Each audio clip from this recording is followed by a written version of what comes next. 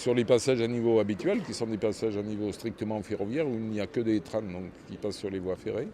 Là, il y a des barrières, et là, justement, il faut non pas respecter que la barrière, il faut respecter aussi le feu rouge et la sonnerie.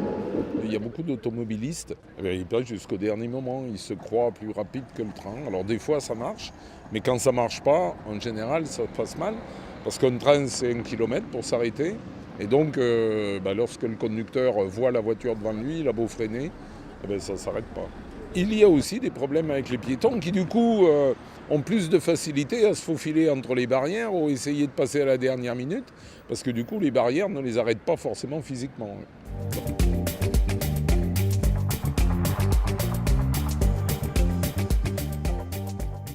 Au niveau de la région, en 2016, il y a eu 39 accidents au passage à niveau, dont un qui a provoqué un décès à Saint-Nazaire l'année dernière. Donc voilà, il y a quand même, ce sont des chiffres qui sont assez hauts, 39. Et donc on s'emploie, c'est pour ça aussi que l'on s'emploie à faire de la prévention aux automobilistes, à faire de la prévention aussi dans le milieu scolaire à la fois distribuant des petits prospectus et en montrant les risques qu'il y a à ne pas respecter les codes. Et donc, pour essayer de diminuer ce nombre d'incidents. Et ce qu'il faut dire aux gens, c'est que un train ne s'arrête pas comme ça, et un tram non plus. Et donc, on prend réellement des risques avec sa vie pour gagner 3 secondes.